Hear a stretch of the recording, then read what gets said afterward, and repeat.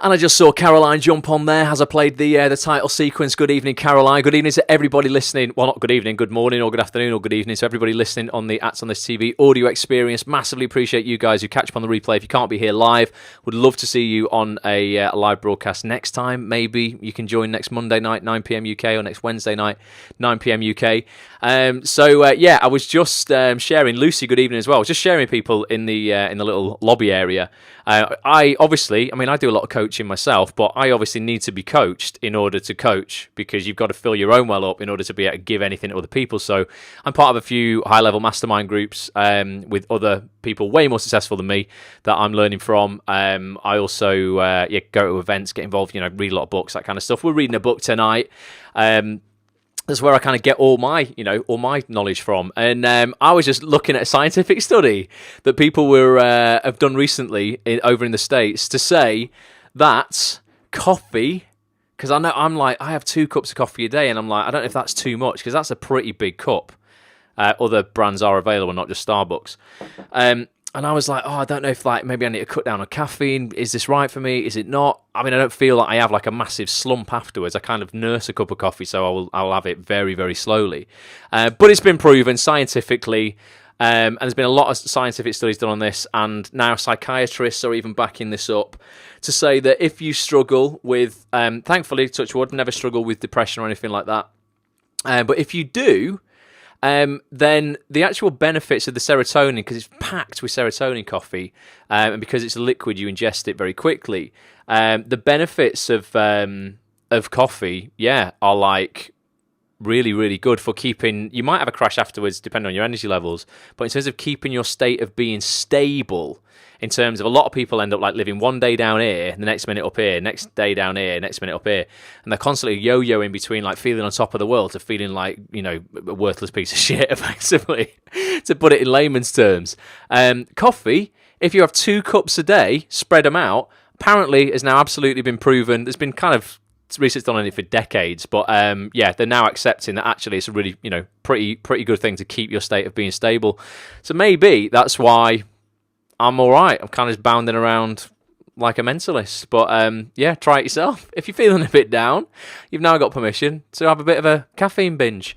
So I was quite happy about that. So Caroline says she doesn't like it. Caroline, you're gonna have to get used to it. Put a bit of vanilla syrup in it or something like that. I don't know. But it'd be interesting to know though. What your opinions are on coffee and caffeine. Obviously, it's a stimulant. People drink it before the gym, before working out. People rely on it to keep them awake, etc. I don't think you want to binge on it and be one of these people who has 12 cups a day. I think then you can become absolutely reliant on it. It's probably no good for your heart. But if you just want a bit of a pick-me-up, I always feel a right buzz after the first cup of coffee.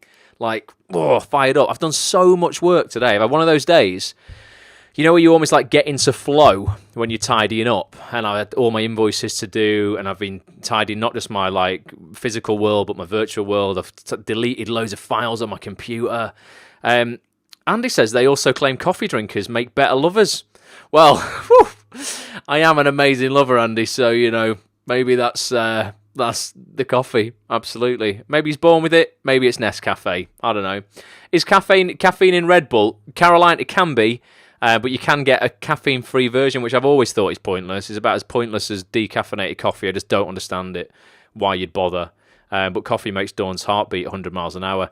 Get the heart racing, Dawn. Oh, love it. Right, back to tonight. So we are doing the book club. Now, because we've had a couple of different live events on the previous Wednesdays, this book we've been looking at, Sean Stephenson's Get Off Your Butt, is probably going to be a bit of an extended book club or a book club cut short. I don't know, because we could either do this for the rest of August, which is another 4 weeks on this. We've already done 2.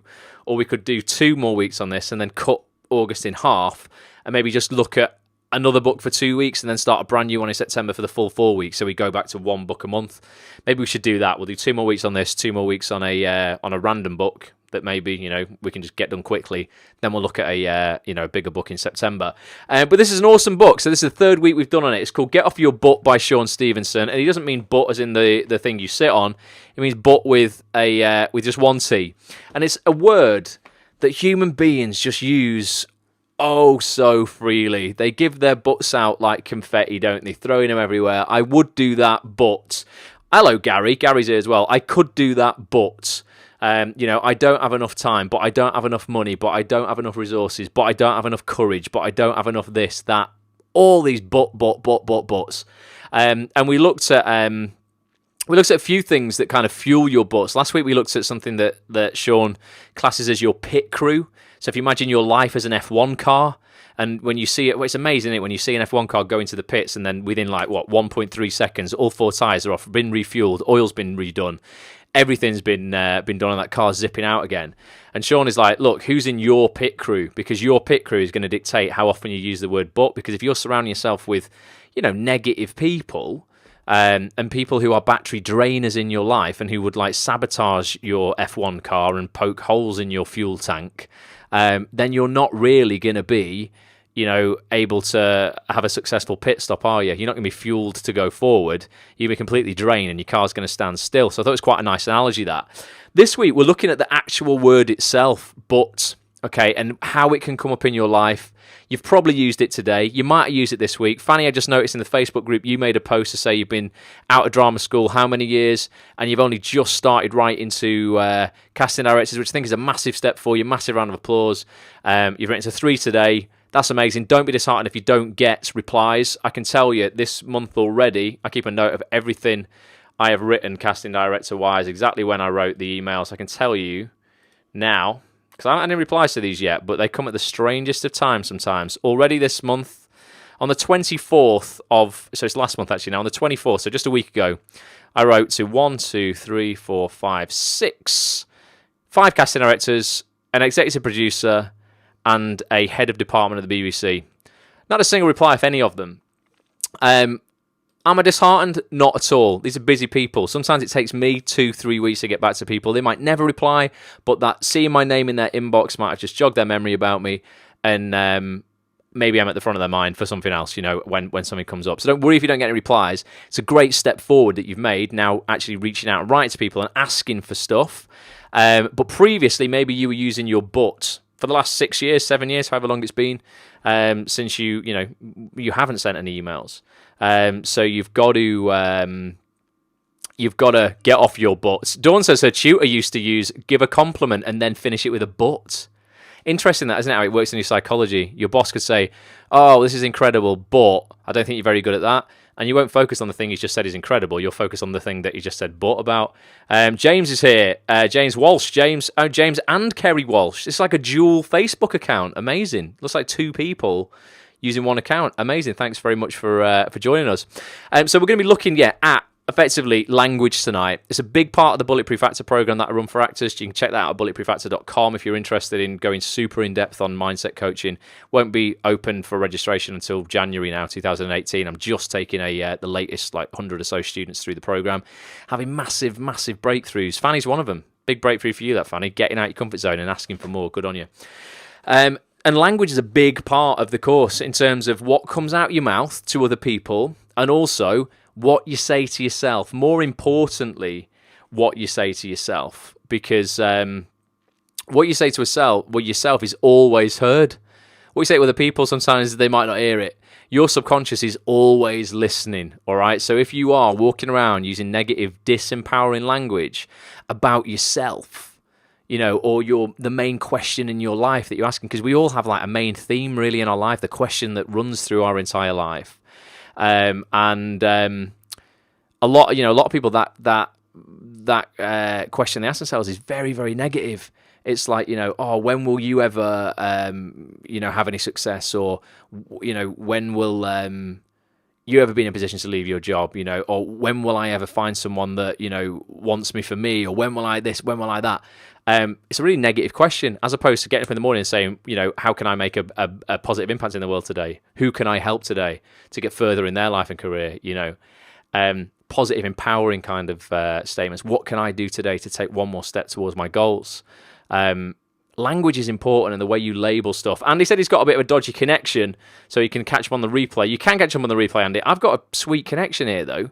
Same on Facebook as well. It's looking super stable. Anybody else having a dodgy connection? Sometimes on Periscope, if you X out top right hand corner, come back in, you'll connect to a different server. Might be a little bit more stable for you, but I'm seeing a good connection, Andy, on everything. But it is recorded, so you can watch the replay if it is just your internet playing up. Ask yourself, how would I speak if I could never fail? Yeah, that's empowering. Absolutely. Everyone else is saying it's okay at the moment, and Caroline's saying it's perfect. Thank you, Caroline.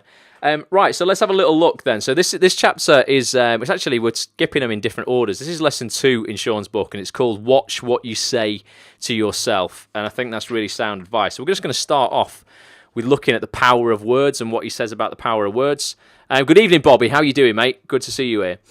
So Sean says, he says, words have power over us. I know we're taught that sticks and stones may break our bones, but words will never hurt us. But that's not really true. It's not true, is it, at all? It really isn't true.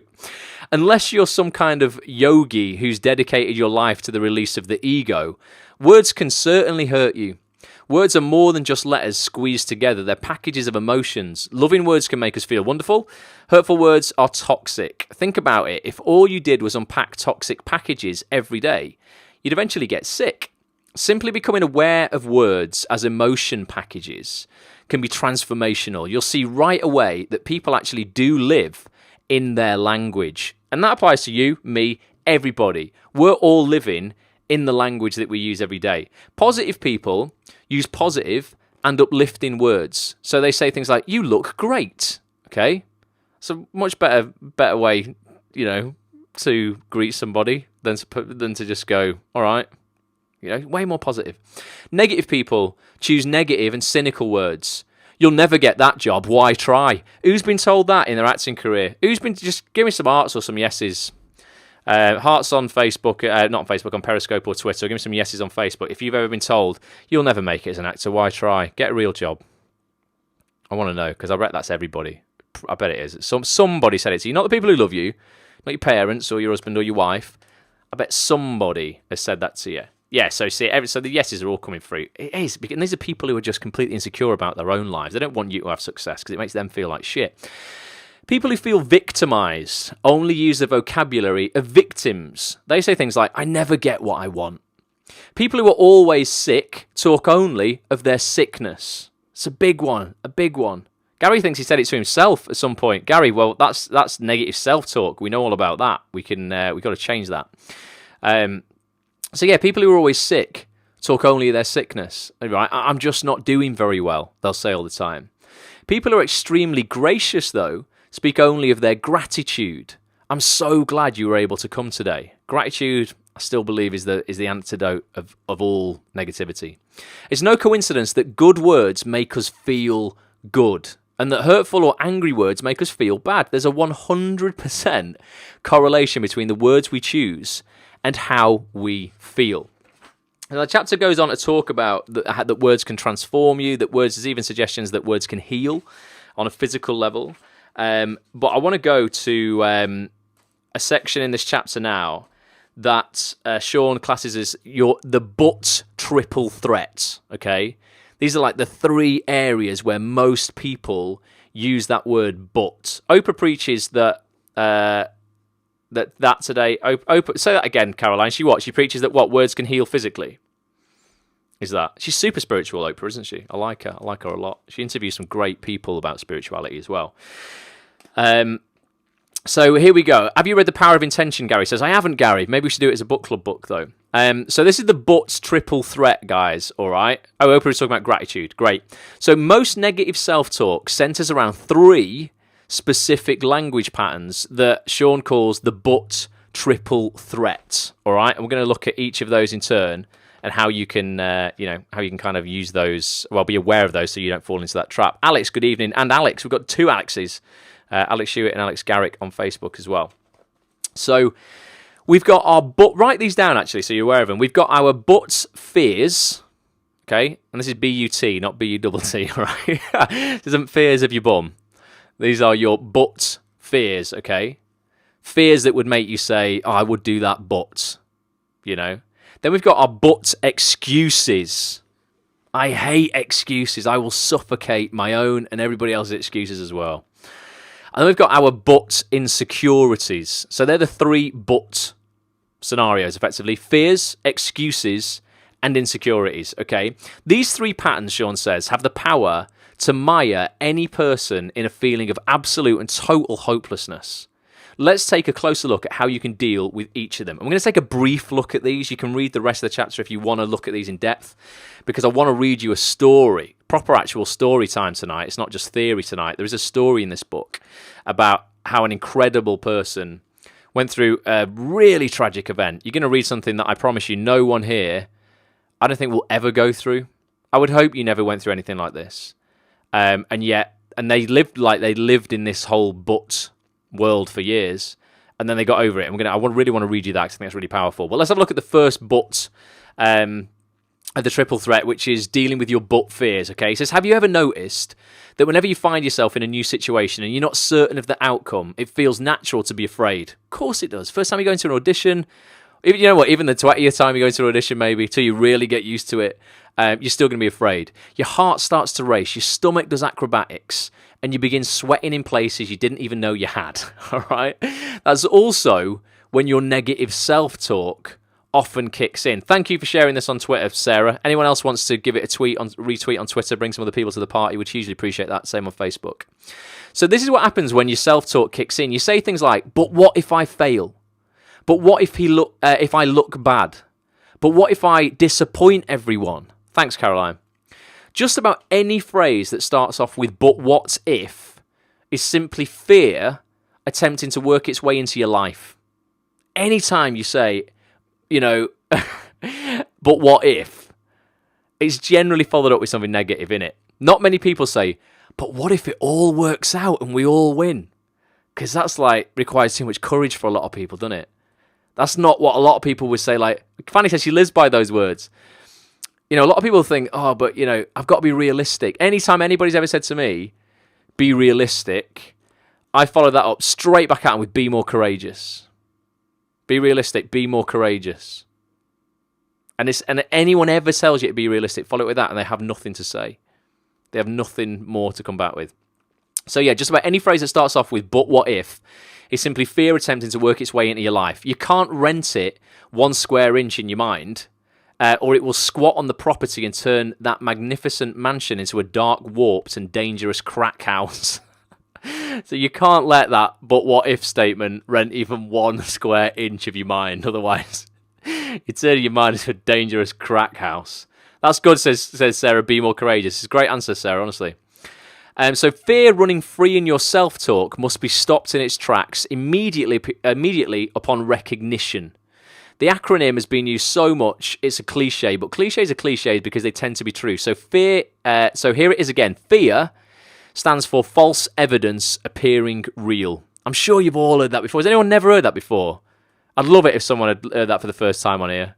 It's a very cliched kind of acronym, but I like it. False evidence appearing real. That is all fear is. Fear doesn't exist. It is not a tangible thing. It literally only exists inside of your mind. It isn't in the environment. You can't touch it.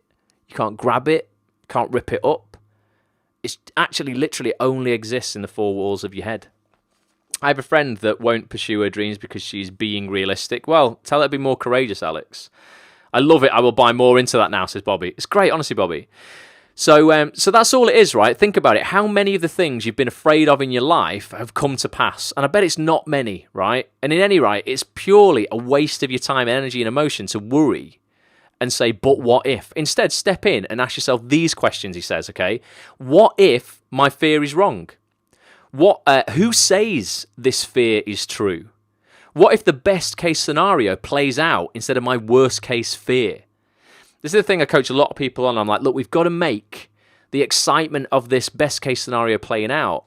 We've got to make that way louder than the noise of the fear, which is all just bullshit anyway. Fear cripples us. And then he then goes on to tell a story about a young woman that I won't read here because I want to read this other story. But they're the questions to ask yourself when you're feeling fear. What if my fear is wrong? Instead of believing your doubts, right? Start doubting your beliefs. That's what I coach a lot of people on as well. Don't believe your doubts that you have about yourself. But I can't do this. What if I can't do that? Start doubting your beliefs. Question them. What if my fear is wrong? Who says this fear is true? What if the best case scenario plays out instead of my worst case fear? Because I bet 99% of the time your worst case fear has never played out. Natasha, Thank you for joining us. She says, be the best version of yourself. Absolutely. That's what we're trying to do with every scope or every live broadcast I do, is trying to help people literally build the best version of themselves, Natasha. So thank you for joining us. So that was the first of the triple threat, our butt fears. Let's look at our butt excuses now, briefly. And then I want to read you this story because you love it. So let's have a look. I've skipped a page. Here we go. Dealing with butt excuses, right? Butt excuses can swim into self-talk on an hourly basis. Okay, if we aren't careful. A but excuse is based on an imaginary lack of resources that leads to the belief that we can't do what needs to be done.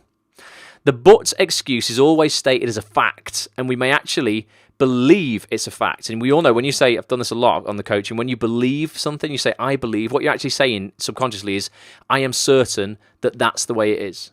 And that's why, that feeling of certainty is a belief. That's why we've got to start doubting those beliefs. It gets rid of the certainty around it, and that belief becomes merely an idea that you can then test.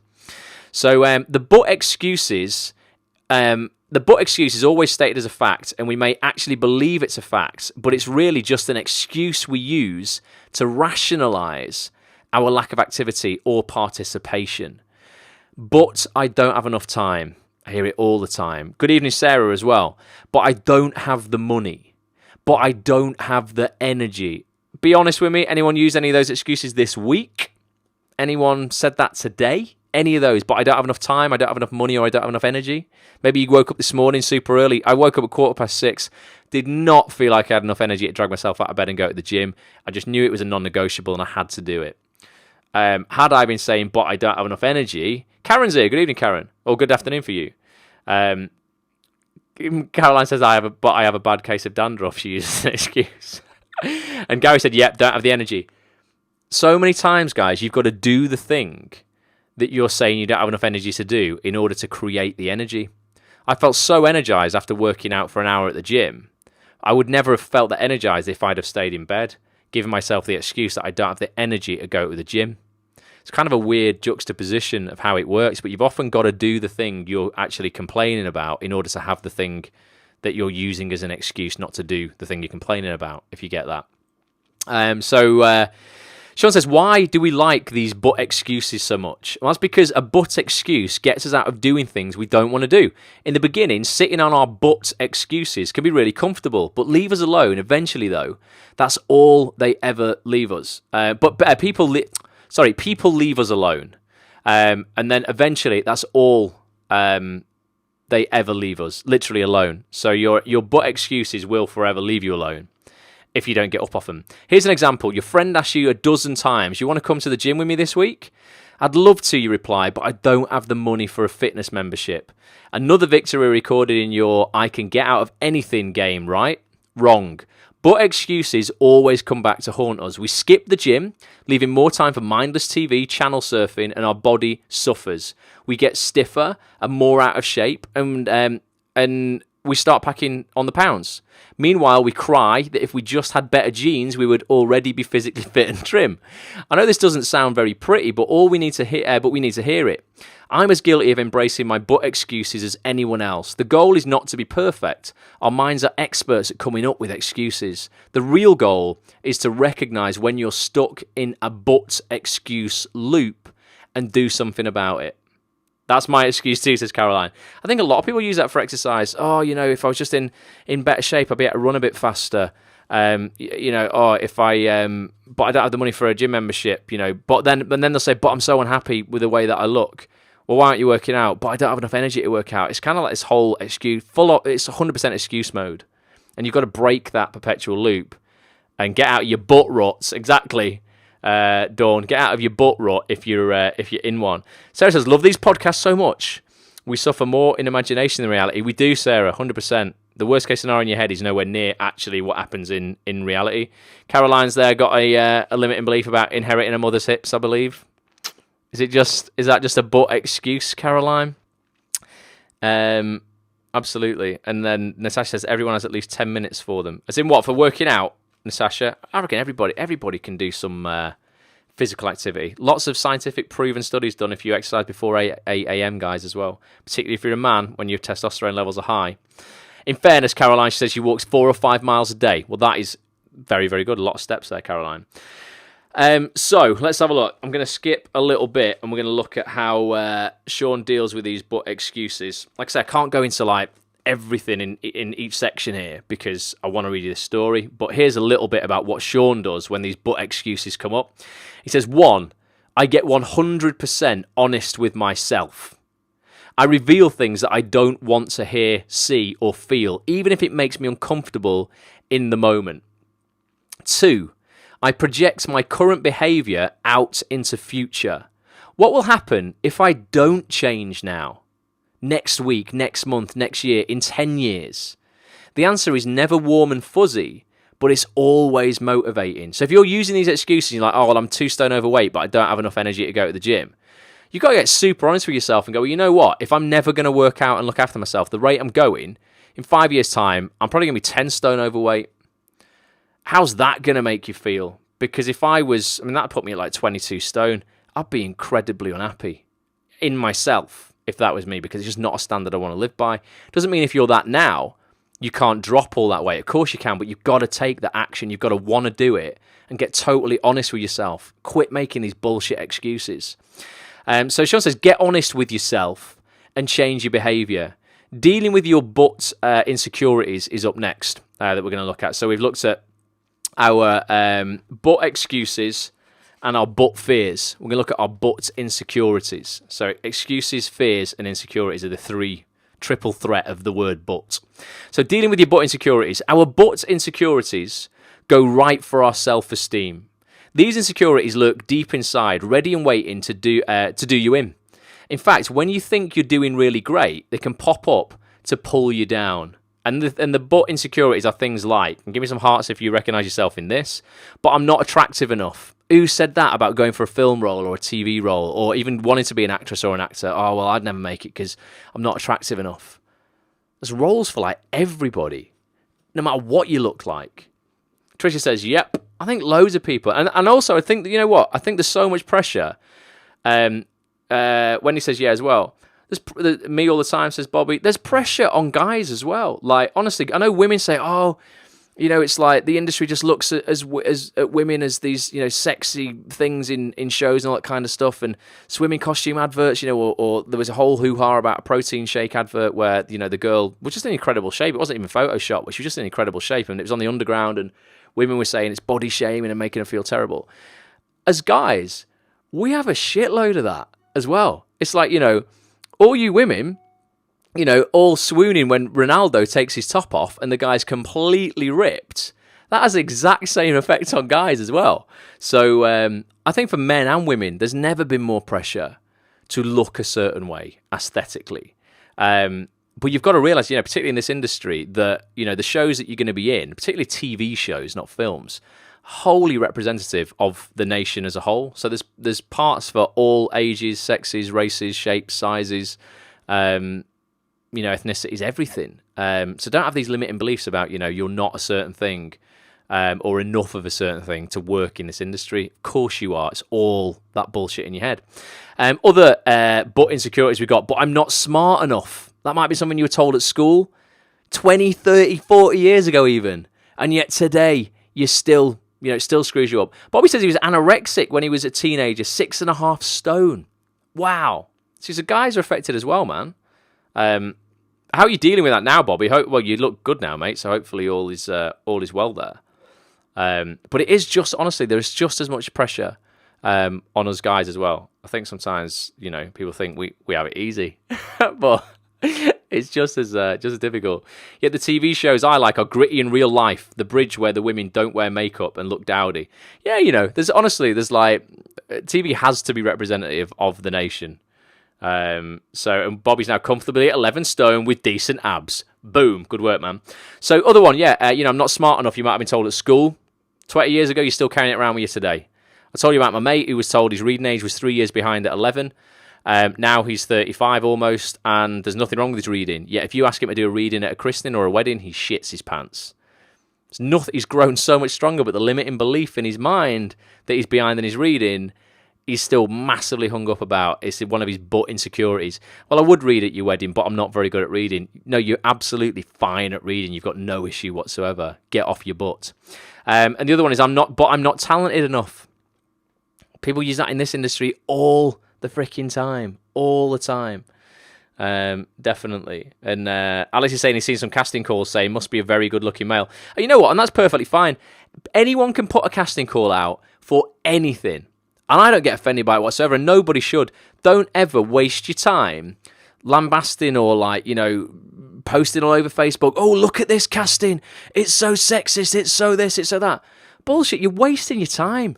No one gives a shit, bar other people who aren't working and have got the time to comment on the negativity. Ignore it. You're never going to go for that thing, so focus on getting the job you want. And I'm like, you know what? If someone put a job interview out there, you know, or put advertise for a role out there saying must be, you know, man must be 6 foot tall, as equally as good looking as David Beckham or Cristiano Ronaldo, I feel like I'm just not going to apply for it. I'm not going to get bothered about it. It's like, just what's the point? It's just nonsense. If anyone's putting stuff out and they're the one paying the money to the people they want to employ, they should be able to put whatever they want out. I don't care what it is, because if it's not me, I'm just moving on to the next thing. I'm not going to focus on what I'm not or a job that I'm not suitable for. It's just pointless, yet people seem to jump on this whole, I've got to call these people out for wanting what they want. You know, Abercrombie and Fitch put an advertisement out to say that they wanted lads with great abs to stand on the door topless of their shop. People went mental about it. I'm like, look, if Abercrombie and Fitch are paying the wages, they should be able to ask for whoever they want. You don't have to apply for that job if it doesn't fit you. You know, if they're the people spending the money who've created this business from scratch, who is anyone to tell them who they can and can't employ? It just seems completely backwards. Focus on the jobs you want, not on the jobs you think you wouldn't want. World's gone bonkers, says Caroline. It has. I'm just not into, like, massive over political correctness. I'm into respect and giving people dignity. But if you want to employ somebody for a particular reason, you employ them for that reason. You don't have to make excuses about why you don't want to employ someone to stand topless on your shop if they're not going to represent the brand in the way you want them to represent it. Virtue signalling, I think they call it. I don't know what that is, Caroline. Interesting one, though. I don't know how we got onto that, but yeah, that was a little tangent. But anyway, back to these butt insecurities that people have, right? We've got to focus on your strengths. Focus on what you are. Not on what you're not. So that was the whole point in that, really. Focus on what you are and use those strengths. Don't focus on what you're not and complain about the world. Focus on what you are and you know, get what you want. So he says, when we sell ourselves that lie about I'm not attractive enough, or I'm not smart enough, or I'm not talented enough, or, you know, we're not enough anything, or that we're flawed or broken in some way, what we're doing there is we short circuit all our hopes and dreams. The kind of self-talk, this kind of self-talk defeats us before we even begin. Okay, and it makes it virtually impossible for us to look in the mirror and see the whole human being who's really there. It also makes it impossible for our friends to help us. He says, I once broke up with a girl because her butt insecurities were drowning her. It was like walking through quicksand. No matter what I did to try and get her out of it, and her destructive self-talk loop, she slipped deeper into her own personal hell. Good lesson for me, he says. That's the interesting thing about our butts. No one can get us off them except ourselves. You can throw people a rope, but if they refuse to grab on and pull their own weight, you can't save them. Ultimately, it's their choice. Sadly, the longer I stuck around this girl, the more she pulled me down with her. And you might have been in a relationship like that yourself, where you're like, oh, God, this person's just like draining me. We talked about the pit crew last week, your battery chargers, your battery drainers. If you're married to or you're going out with a battery drainer, you're eventually going to have all your energy zapped completely, and you can't get them out of that quicksand. They've got to do it themselves. When I was in class in America, I did a not-so-good performance and said, oh, I sucked then. That's negative self-talk right there, Caroline. So where do insecurities come from? How do they form? And how can we get rid of them? In order to answer these questions, we first need to understand how beliefs work. And I'm not going to go through all that again because we've been through that loads of times on these scopes. I want to read you this story. But ultimately, I'll tell you how your beliefs work. Your beliefs work based on past experiences that you've had in your life. Those past experiences either had a positive or a negative outcome. And if it was a negative outcome, the likelihood is it created a limiting belief in your mind around that thing that then, increased levels of fear around it, insecurity, and ultimately leads to these excuses that you make because you don't want to have yourself hurt again in that same situation. So if it was a relationship that broke down, you hear people all the time go, oh, well, that's it. All men are dicks. All women are dicks. I'm never going to find anyone who isn't a cheater because they were cheated on once. They suddenly create this limiting belief in their mind that the other 3.5 billion people on the planet that they might, be in love with or whatever, was 7 billion of us, isn't there? So, whatever sexuality you are, doesn't matter. There's going to be another 3.5 billion people potentially. I don't know, depending on age, doesn't it? Maybe not that many. Let's say there's like 1.5 billion people that are potential suitors. It's such a limiting belief to go, they're all cheaters. It's bullshit. Yet a lot of people hold back then the rest of their lives. They cage their heart away and they never give it to anybody else. And I'm always like, look, I would rather a battered and bruised and shattered heart that's been beaten up so many times than cage it away and it just to sit there on its own now. It's just like such a tragedy. So it is, that's how your beliefs are kind of formed. And your beliefs are either limiting beliefs or, on the other hand, empowering beliefs. Empowering beliefs are, generally created through previous successes, and the idea is that you need to prove your empowering beliefs correct and disprove your limiting beliefs. Start doubting those limiting beliefs. That, like I said, turns them into just an idea that you can then begin to kind of like tear the legs off, and prove it wrong ultimately. But that's how beliefs work. We won't go into too much of that tonight. What I want to do is just read you a story now about a guy called Bobby. It's not you, Bobby, who's on here. It's a different Bobby. But this is how Bobby got off his butt. And it starts off with the most incredible butt excuse. And I don't think anyone here, and I hope no one listening is ever going to say these words are ever going to come out of their mouth. Take one in a second, but it's pretty major. Let's have a look. Alex says, I was told I was slow and lazy academically. Thankfully, I didn't listen and worked to prove them wrong. Brilliant, Alex, because that would have held people back for a long time. If you've dealt with that, that's great. James and Kerry said, agreed, you create the reality and it adapts to your point of view, 100%. And rather than focusing on each other's flaws, we should focus on what we are good at. That's 100%. I don't give any time to my weaknesses. It's pointless. I don't focus on any of my mistakes. What's the point? Because I know I'm going to make a shit ton more in the future. Just no point. Just don't spend your time there. So let's have a look how Bobby got off his butt. Oh, bloody hell, this is like deep, man. Oh, scratch my nose there. Sorry about that. On those of you watching on camera. Listen to this for an excuse. I would move on with my life, but a drunk driver killed my wife. It's a pretty hard-hitting excuse, isn't it?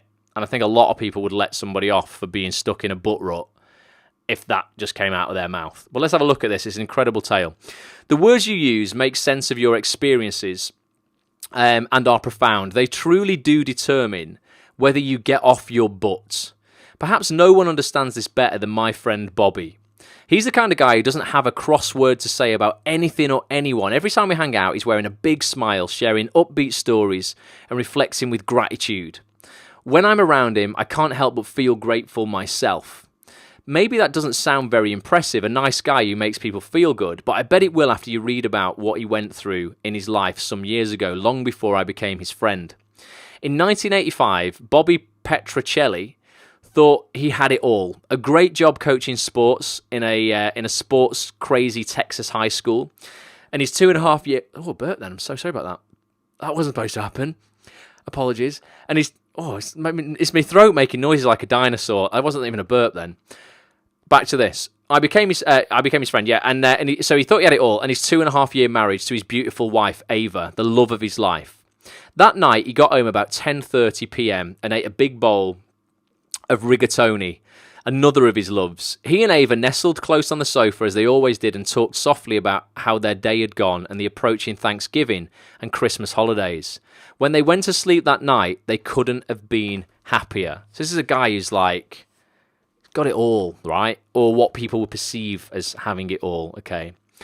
The next thing Bobby knew, he was looking at the headlights of a pickup truck. A man steps out of the truck and asked, "Is there anyone else in the house?" Bobby looks around. His bed was gone. Ava was gone. The smell of tar and burning rubber filled his bedroom. The driver of the 3/4-ton pickup truck had been drinking that night. In fact, he was drunk. He had a blood alcohol level of 0.19, almost twice the legal limit. He'd sped at 70 miles per hour across a grassy field, travelling 313 feet, more than the length of a football field, and smashed straight through the brick wall of Bobby's house. As the truck hit the concrete foundation slab, it went airborne for an instant, landed on Bobby and Ava as they were sleeping. The truck landed right on top of Bobby, running him over completely. The tyres still spinning burnt hot rubber into his leg, back, and abdomen. Caroline's giving all the exclamation marks. It's an incredible story, this. Literally ran this guy over in his bed, okay? Then the truck kept going, throwing him on top of the hood and carrying him out of the bedroom and 25 feet through the house into the dining room, where his face shattered the window. While Bobby was riding on the hood of the truck, Ava was underneath it, rolled up in the sheets and a mattress. As the truck ploughed through the house, it dragged Ava along. Later, Bobby learned that when the truck landed on her, it most likely knocked the air out of her body. Simultaneously, the sheets and the mattress wrapped around her face and body so tightly that she could never get another breath of air. She died of suffocation, wrapped in the sheets of their bed. It took 30 minutes to dig her body out from underneath the rubble. When they found her, she didn't have a single scratch on her or even one broken bone. John's saying, bloody hell. Mental, innit? Literally mental. From start to finish, the accident had taken about 10 seconds. Incomprehensible, says Caroline. Completely. That's why I don't think anyone, and I hope no one, is ever in anything like this. But this is like the ultimate tale of the word but, okay. All of Bobby's hopes and dreams for a happy marriage and future with Ava were gone. All he could think about was that 10 seconds. 10 seconds can change a life forever. Okay, the next several months were very, very, very difficult. Every time he took off his shirt, he saw the scars left by tyre tracks across his body. He did what anyone would do to save his sanity. He went into denial and shock. Bobby was numb, refusing to accept the fact that tragedy had taken place. Eventually, however, the shock wore off and he felt his pain head on. For a while, he wrapped his pain around him like a blanket, justifying it by saying to himself, I would let go of this pain, but that would be dishonouring Ava. Sadly, the longer he sat back on this but, the weaker he felt. Finally, even through his sadness and despair, he understood that holding on to his sadness and anger was not healing in any way. Maybe holding on to her memory really meant letting go. He stopped talking to himself about dishonouring Ava and started thinking about honouring her instead. To Bobby, that meant speaking about how he felt rather than giving himself but excuses not to talk at all. He began to open up and talk to family and friends about his true feelings, his confusion and his pain. He was no longer afraid to cry if he felt he needed to. This release eventually allowed him to begin to move on in a way he never expected. Bobby found that speaking positively was so empowering that he began to want to share his story with others outside his personal circle. So, Bobby volunteered with the youth organisation. Also things like Students Against Drunk Driving and the Fellowship of Christian Athletes, which he had sponsored in Santa Fe. The more he shared, the more he felt in his heart that his life had been spared for just this purpose. This is a way to completely reframe a tragic situation that's happened as well. Really classic, like textbook example. So the more he shared, the more he felt in his heart that his life had been spared for just this purpose, so that he could share with young people the dangers of drinking and driving. Now his healing began in earnest. Instead of focusing on the scars from the accident that covered his body, he started to exercise again, getting back into shape and feeling more confident. No one would give him any shit for saying, I don't want to go and work out, would they? Because of what's happened. But this is the guy who's like, right, I've got to get back in shape, no longer using this but. There was one more thing, however. Bobby had to forgive the man who caused this tragedy. Forgiving him didn't mean that he was letting him off the hook or that it was okay. that he'd killed Ava either. It didn't mean that he shouldn't have to pay back something to society, but Bobby knew he had to forgive this man so that he himself could be free from the hatred and bitterness that could enslave him for the rest of his life. When Bobby finally said the words, "I forgive you," to the man who drove a truck through his perfect life, he felt a burden being lifted from his shoulders. It was the last of his anger floating away. He began to heal for good. By 1986, Bobby realised that making a fresh start would mean leaving Texas and moving back home to New York. He didn't know what lay ahead, but he felt peaceful about taking that step. He wasn't saying I would move away, but... Soon he found a job teaching and coaching. The school asked Bobby to share his story at a large assembly. Since then, Bobby has gone on to speak to hundreds of assemblies every year. Over 1 million people have now heard him share his story live. Once I asked Bobby, "Were you afraid you'd never find love again?" "Actually, Sean, I was haunted more by the thought that I'd never be able to love again. However, one day I met a beautiful young woman," he said. Like Bobby, she was an athlete. 3 years later, on May the 6th, 1989, they were married and soon had 2 beautiful boys. Today, Bobby is one of the most sought-after motivational speakers in the country.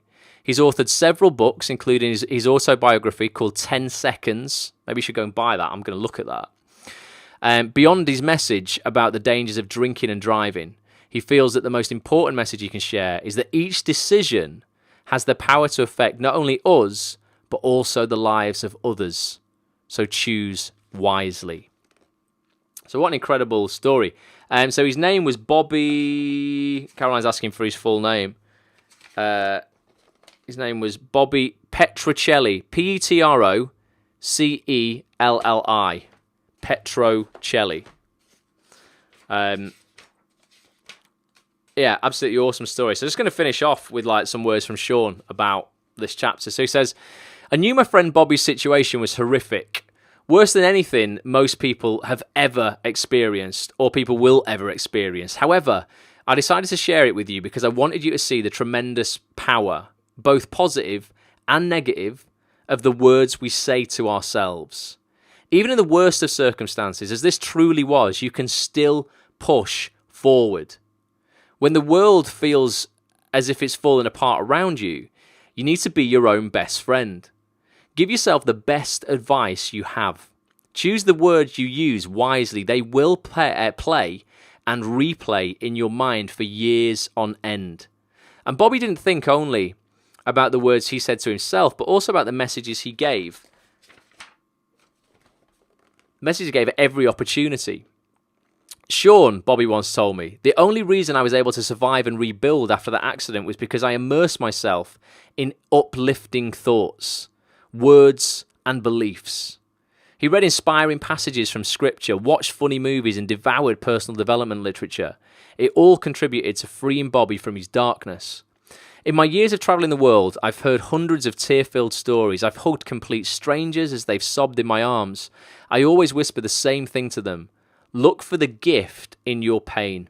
If you look for that gift, believe me, you will find it. If you don't look, it's all too easy to become enslaved by your misery." Bobby could so easily have fallen victim to being a victim. Who wouldn't have agreed with him if he had shrugged and said, "I would date again, but my one and only soulmate was unfairly torn out of my life," or "I would move on with my life, but my body is permanently scarred with the daily reminder of the worst day of my life." Powerful, isn't it? Our toughest buts leave us feeling isolated from the world, feeling as if no one could possibly understand us, let alone help us. The butts we sit on after tragedies are some of the most dangerous ones because those who love us feel impotent to help us. They can't possibly understand what we're going through, so they leave us to wallow in our pain. Well, I refuse to be one of those people who are afraid to rock your boat. I'm here to shake your soul out of its misery. Your life has much more to offer you than you've yet experienced. Now is the time to brush off the negative thoughts and beliefs you've been carrying for far too long. Oof. Good, isn't it? Good little story, that. Sorry I wasn't looking at all the comments along the way there. I was trying to read and keep my eye on the book and the camera as well. But yeah, I think it's just such a powerful story about Bobby. and what's been going on. What's going on with him? Anybody? I'm just going to refresh the page on Facebook. Powerful words, says Dawn. It is, and I'm like, that's such an extreme situation, Dawn. No one in here, surely. Sarah says, so good. Caroline, I'm genuinely shocked by that story. She says, yeah, no one in here surely can have faced something like that in their lives. And, I look at, I've faced quite a bit of tragedy in my life. There's been things that have been dealt to me that I wouldn't have wanted. But, God, it's nothing like that. And so good. The description of tragic, says Caroline. I'm going to Google him, says Sarah. Yeah, definitely. Bobby Petrocelli. 10 Seconds is his book. We might look at it. Be a really interesting read, I guess. But yeah, it just doesn't it make you all of your butts kind of pale into comparison when you think, actually, what are the excuses I'm using? Oh, oh God, it's useless, isn't it? Oh, I would write to that casting director, but I'm afraid they won't like me. Who honestly gives a shit? Seriously, who cares what anyone thinks? When there's people living with that in their life, imagine if you're married now, or whoever you're with right now, or maybe you're not, and I don't know, but imagine the person you love more than anything in your life, just in 10 seconds being torn away from you like that. It's like the ultimate excuse, to just sit on your butt, innit? And there's a guy who was like, look, he did it for a bit, and then he went, look, I can't do this anymore. I've got to do something about it. And just immersed himself in all of that positivity, really reframed his circumstances, looked for the gifts. I say that to people all the time. When you're feeling low, ask yourself the question, what is there? What good is there here that I am not currently seeing, that I'm not currently able to see? And look for it, and you will find it. And it might take you a bit of time, but you can absolutely reframe your circumstance, find the gift in it, and use it to empower you. Bulletproof Actor, Unstoppable Confidence, Infinite Success is literally this entire process, but broken down into 5 weeks of work. It's crazy, how powerful this is if you really want to change your life. But it starts with the words that you use and the words you describe your situation. Even down to the words that you use to greet somebody. If I said to you on here, give me some answers. If I went, so Dawn, how are you? Caroline, how are you? Fanny, how are you? Obviously, Richard Haler's here all the way from Miami on Facebook. Good to see you, Rich. Kathy's here as well. Claire Fox, inspiring story. All right, Claire, how are you doing? Not seen you in a while. I've just caught the last few minutes of this, says Kathy. Well, Kathy, you can go watch and watch the replay. So, Dawn, you see, you're using the word fine there. So I said, how are you? Now, fine's not a really empowering word, is it? You could say, I'm great. Because ultimately, another thing I teach in Bulletproof Actor is every day above ground is a great day.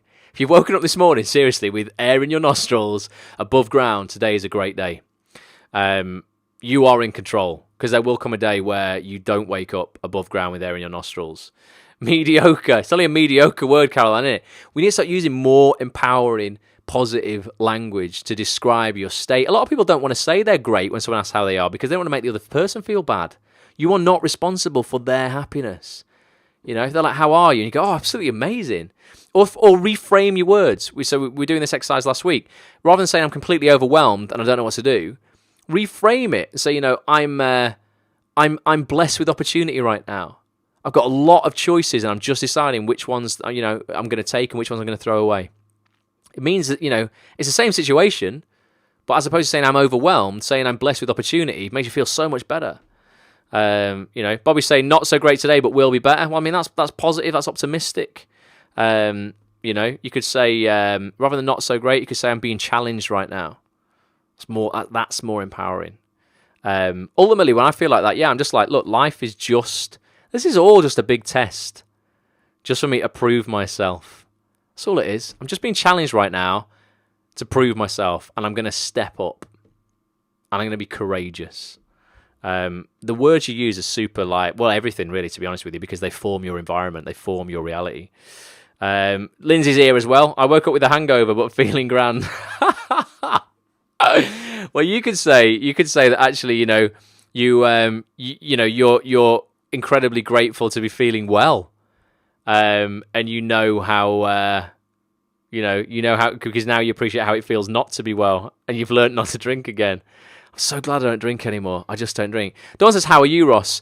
I am excited about life, being here right now with you guys and what tomorrow may bring. And I'll go to bed excited about waking up tomorrow, genuinely, because I will already have written down 3 things that I'm anticipating winning tomorrow. Not mean in a prize draw, unless, well, life is a prize draw. But yeah, I will write down 3 things that I know are going to go well tomorrow before they've happened. It's like visualization. It's not faking it. It's just a dress rehearsal. Are you on a promise, Ross? No, Caroline. No, absolutely not. Dawn says brilliant. So yeah, I just think that's powerful, isn't it? Like, just in terms of the words you use are like everything. And Sean's a great guy. So the guy who wrote the book is this guy here, Sean Stephenson.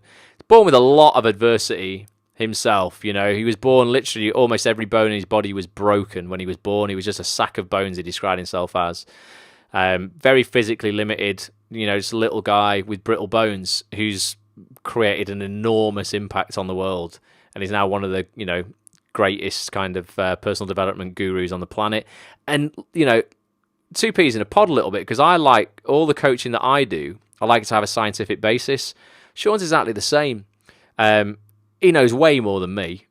I'm learning reading his book, but he's super, super qualified. He's not just one of these airy-fairy or just talk positive kind of guys. I never want to be that. Never want to be a motivational, it's just all a bit in it. I want to actually be like a high-performance coach in terms of knowing the science behind what works and what doesn't work and how we can reverse engineer success. Sean's very similar. The amount of qualifications he's got in psychology are just insane. He really knows what he's talking about. He's not just writing fluffy words in a book, about how you should, just be positive and everything's going to be fine. Nah, we're going to look at actually how we can reverse engineer success and, what hacks we can make in our life in order to have that. So I really like him. You do motivate people, though, says Wendy. Thank you, Wendy. I think it's like a byproduct. I think when you understand, ultimately, what's so exciting, Wendy, is when you begin to actually understand how success works, because it's a universal concept, and it's the same for everything. So you can use it in your acting career. You can use this stuff in your relationship with your husband or your wife. You can use this in your health, in your physicality, in your emotional mastery, in your spirituality, if you're religious, whatever it may be. You can use all of these things in everything. So although, a lot of the stuff we kind of, we apply to the acting industry and that kind of stuff, it's just life.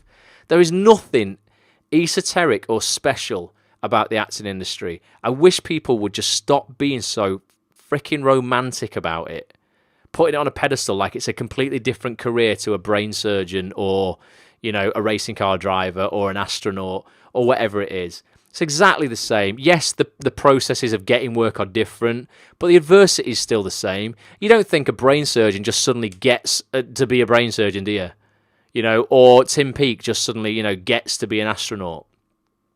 There's nothing special about actors or the acting industry.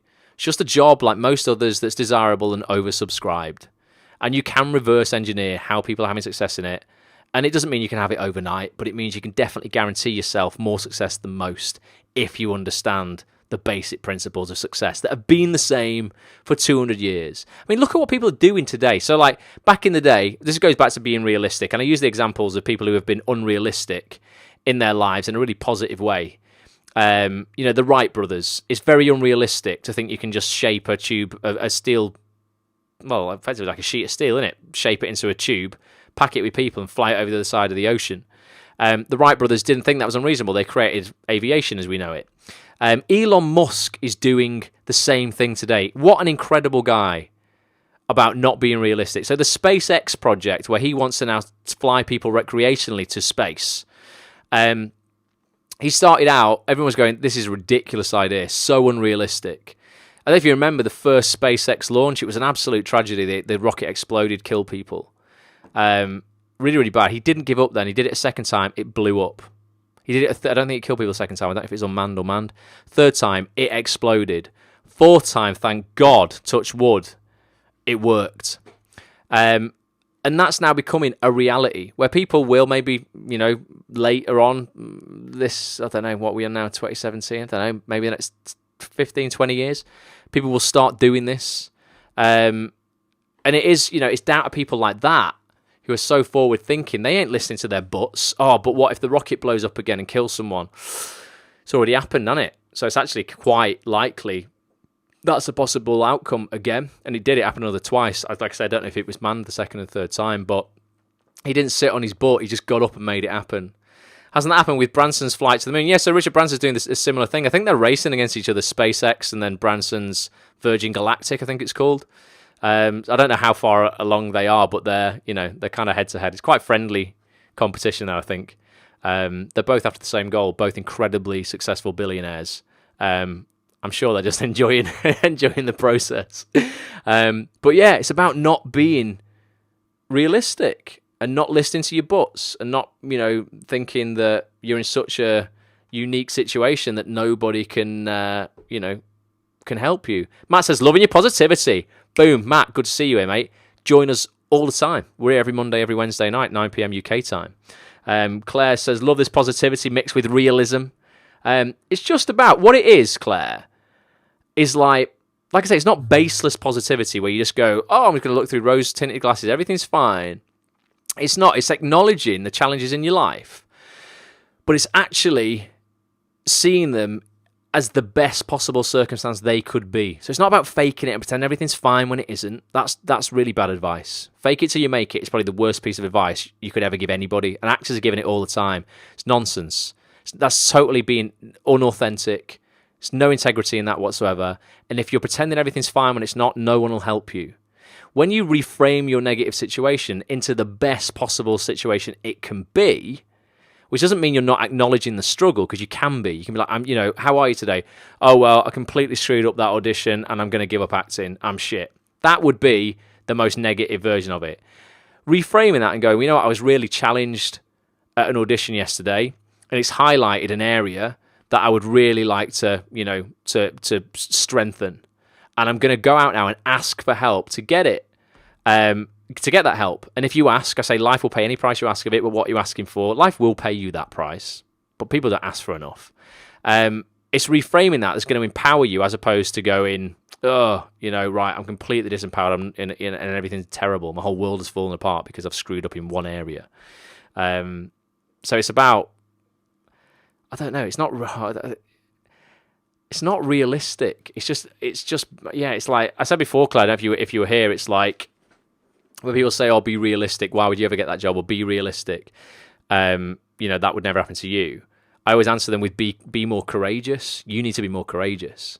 And that's the key to a lot of it. It just starts with that step. The key to confidence starts with courage. And then when you've committed, after you've taken the courage, you then gain the capability. And that courage, commitment, and capability combined give you the confidence to carry on. But a lot of people struggle, sit on their butts, never build up the courage to do the thing in the first place, make the call, send the email, film the scene, whatever it is, write the scripts if it's in the acting world, and therefore they never get they never commit and they never get the capability.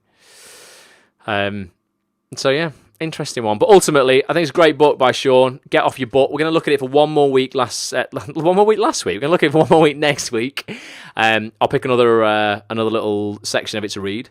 If you want to get it, if you watch on the replay on YouTube or on actonthis.tv, you'll find a link to Amazon below. You can click on that, it'll take you directly there. If you're watching live right now, just search for Get Off Your Butt with one T on Amazon and you'll find it. I think it's about a tenner. So it's a hardback book, decent quality, big print. I love big print because my eyes aren't very good. I like that. So it's a nice, easy read. See what's going on. Alex says, thank you, Ross. Hi, everyone. This is great to watch, really positive. Andrew Duffy. Don't recognise you from being on a broadcast before, but appreciate you. I sent an email out to the That's on this email list before. I don't know if a lot of people have just joined from that, but I appreciate everybody spending time with me on. Adam is here as well at 9 o'clock on a Wednesday night in the UK, and if you're in the States, it might be a bit earlier for you. And Sarah's mum's joining next week because she's visiting. Excellent, get her on the broadcast. John Moody's here as well. Seeing Sean has a Facebook page as well. If you want to follow him, of course he's going to have. Yeah, great call, John. So Sean Stephenson, go like his page. I'm sure he's going to put out, motivational videos and stuff as well, inspirational stuff. Melinda, thank you very much. Appreciate you being here. This is great. We've got some new people on tonight, so appreciate you all. And if you're watching on Twitter and you're not, commenting or anything like that, appreciate you being here as well. If you're watching on YouTube on the replay or you're listening on the audio experience, everyone who's here, go over to iTunes or Stitcher. So Stitcher is another podcast service if you don't use iTunes and you don't have an Apple device. And just search for Act on This TV, all one word. 4 o'clock here in Waco, Texas, says Wayne, all the way from Waco. Amazing. This is ridiculous, isn't it? I love it. But yeah, go to iTunes or Stitcher.com, search for Act on This TV, all one word, completely free to subscribe, and you actually get the audio of all of these live broadcasts sent directly to your device. So the audio for this one will be online tomorrow. There's like another 200 or so that we've done in the past. I think there's currently about 90 of them on the podcast. And I also release like exclusive audio as well that we don't put anywhere else. It's not on actonthis.tv, the main website that I run for actors. It doesn't go out on these live broadcasts. It's just there's episodes called 5 to Thrive, which are little motivational episodes that are 5-10 minutes long that you can listen to on the way to a casting if you're an actor, or on the way to work if you're not, while walking the dog, in the gym. They're just going to fire you up for the day. If you listen to them in the morning whilst you're brushing your teeth or in the shower, you're going to start the day off in such a better state of being than you would do if you just put on a bit of Beyonce. Not that I'm better than Beyonce, but I think it could be more motivational depending on what we're talking about. Let's have a look. We didn't hear a burp, says Jenna. Thanks, Jenna. Yeah, I burped down the microphone before a little bit. I felt like I did anyway. By accident. It just popped out as I was reading. But yeah, appreciate you all for being here. Anyone got any questions, anything I can do for anyone? Anyone need any help with anything at all? If you do, you can always email me, ross@actonthis.tv. I just went through literally about 38 emails before. It does take me time to get through and email people back. Julia says I'm better than Beyonce. Cheers, Julia. Excellent. And Matt Baker from Wales. It says, is Matt Baker? Oh, is Matt Baker from Wales? Who's Matt Baker? Who's Matt Baker, Wayne? Is he... Right, well, what I'm going to do for you now... So he's not someone in here. Anyone know who Matt Baker is? I'm going to Google, Wayne. I'm going to Google Matt Baker. See what it is you're talking about. Matt Baker. Anyone got any clues who Matt Baker is while that's Googling? Radio guy, one show. How are they? He's a Geordie. Oh, I know what you mean. Yeah, so Matt's... no, he's not from Wales, but if you're from Texas, I can understand how you would think the Geordie accent is potentially Welsh. Caroline, who's on here, Caroline Bennett, is from Wales. No, he was born... He lives in Buckinghamshire, because that's very posh, Wayne. Very nice in Buckinghamshire. And he was born in Easington. Dawn, is that anywhere near you? County Durham. So, like, from Durham, they're not actually, like, Geordies, I don't think. But they speak a lot like that. So there you go, Wayne. Bit of the UK geography knowledge for you there. So he was born in County Durham. But yeah, he's not Welsh. Caroline is. She says she was right. You were, Caroline. You bloody were. Excellent. Well, that's great. Yeah, like I was saying, it takes me a while to email people back, but if you ever need anything, drop me an email, ross@actonthis.tv. Send me a tweet. It's @actonthistv. Send me a tweet to my personal account, @RossAGrant. And Wendy likes the accent, thanks. And Easington's 30 minutes away from Dawn. I'm doing as well, guys. Showing you this, aren't I? This camera behind here. I'm going to start a vlog twice a week. I'm going to put episodes out, I think, on a Tuesday, maybe a Saturday. I'm going to set up a personal YouTube channel, nothing to do with that. Well, it's to do with Acts on This, because you're going to see behind the scenes of everything Acts on This. But it's going to be my own channel. I don't want to mix it up with the Acts on This brand. It's going to have loads of Acts on This stuff in it, but also a lot behind the scenes of what I'm doing in other areas of my life. I'm currently setting up a clothing company. I know it sounds mental.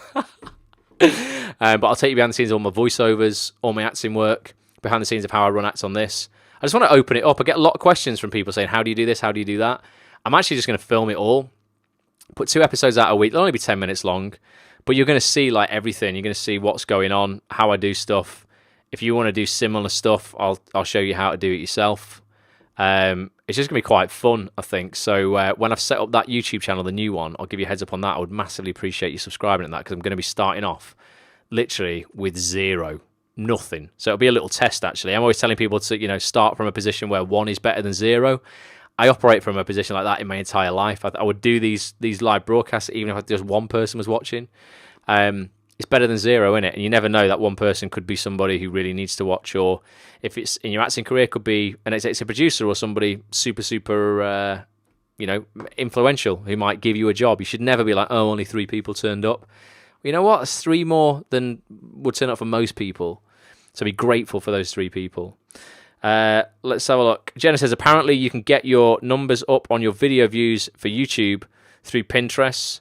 Do you know how it works? Have you? So I used to use Pinterest a lot, Jenna. So Pinterest is really big in the US.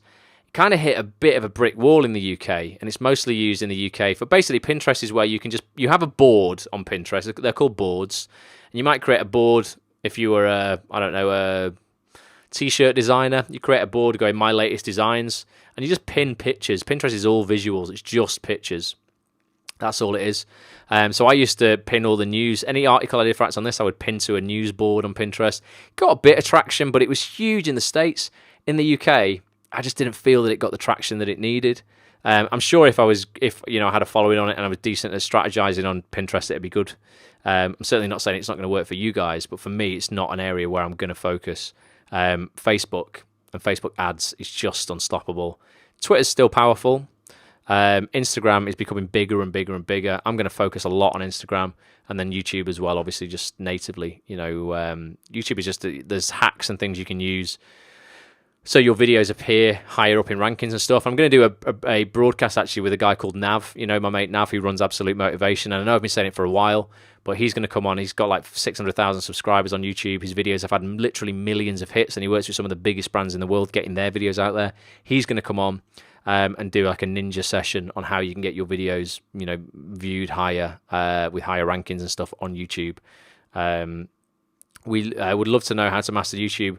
Absolutely funny. And you know what? I don't think there is a hack. There's not like a way where you can just go, right, I do this one thing and suddenly I'm going to win. It's all about consistency, quality, and taking action. There are no quick fixes to anything. I remember years ago when people would say, oh, I figured out how to hack SEO on Google. And it'd work for 2 weeks. Google would find out what the flaw was in their algorithm, and they would what was called Google slap you. So any results you had on the first page would suddenly fall back to page 12, 15, 25. They were all people who would try to cheat the system. That's going to happen in every walk of life. You try and cheat, you might get away for it for a week or two, and then you'll be found out, and it will be game over for you. Your credibility's gone, your integrity's gone, your authenticity is shot. I'm always like, let's do it properly from the start. It's going to be slower, but it's going to be so much more sustainable. I think that's the best way to do it. How many times should you upload a video each week? So it would be, consistency is key for this. So for your audience, right, the reason I do these live broadcasts every Monday, every Wednesday, and this is broadcast 201. So I am super consistent. Guys who watch this all the time, it's like clockwork, isn't it? Literally, when that timer hits 9 o'clock, bang, I'm on every Monday, every Wednesday. What I've done there is that I've instilled a positive habit in myself, and also, without you kind of realizing it, a positive habit in you guys. So I'd imagine if I suddenly went, I'm not doing this anymore. So Caroline says it's part of her routine now. If I said I'm not doing this, there's probably a few people, maybe not all of you, but you'd miss it because it's part of what you do, like Caroline says there. So for me, consistency, if I say I'm doing it 2 times a week, I'm doing it 2 times a week. I know you'd be just as happy if I'd have started off saying I'm just going to do this once a week, and I did it once a week. You'd be like, well, I know where I stand. He said he's going to do it once a week, and he's doing it once a week. If I came to you and said I'm going to do this 5 times a week every night, and I actually did that for 30 days initially as an experiment. We did it every night for 30 days. You would be like, you'd expect it every single night then. And then when the week where I go, oh, I can't be arsed anymore, I'm not bothered, you'd be like, oh, he's not a man of his word. He doesn't get it. He's let himself down there. I can't rely on him. So you've got to be consistent. Basically, just keep to your promises is my advice. We need 3 times a week, Ross has done.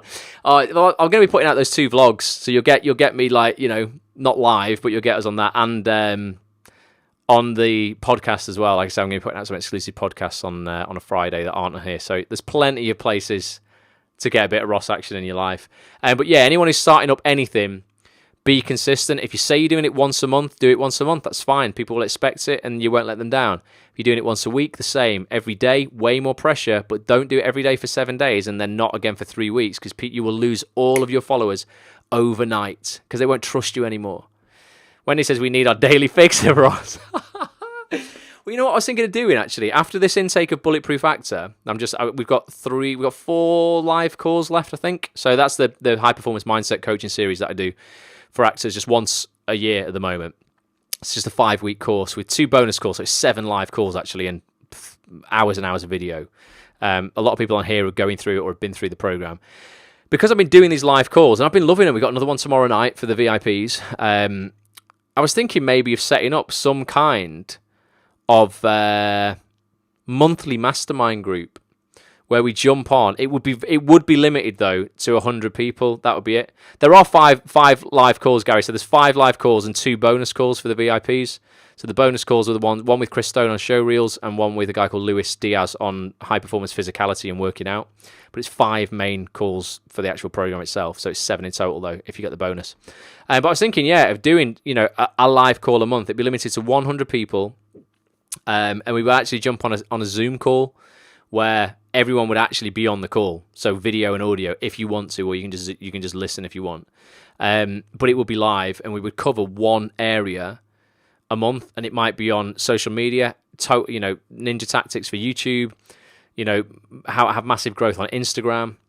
And I bring guests on as well, who are way more qualified to talk about these areas as well. Dawn says, do it. But it would be an inner circle. It would obviously be a subscription-based thing. You'd be able to subscribe and unsubscribe if you like. I'll join in this for 3 months, and then maybe I'll take 3 months out. It's not going to be like a free thing because it's going to be super high quality, and I would have to pay the guests to come on and do it. But it's something that I've always been toying with the idea of thinking, people who want to take it seriously and go a bit deeper. I think we could have we could get some real value out there for you guys, I think. Annabelle says, great idea. All right, Annabelle, good to see you here. So that's something that I might do as well. And I'm going in a minute because look at this, it's going on for ages. Let you know, next Wednesday, anyone in Manchester, so next Wednesday, I'm going to be talking on the 7th. Just reminding me now, Annabelle's here. I'm going to be, on the 7th is a members kind of bar in Media City, UK. And they do a networking event once a month on a Wednesday where they have a networking breakfast. It's like 9 till 11 or something like that. I'm going to be like their guest speaker next Wednesday. I've done it once before.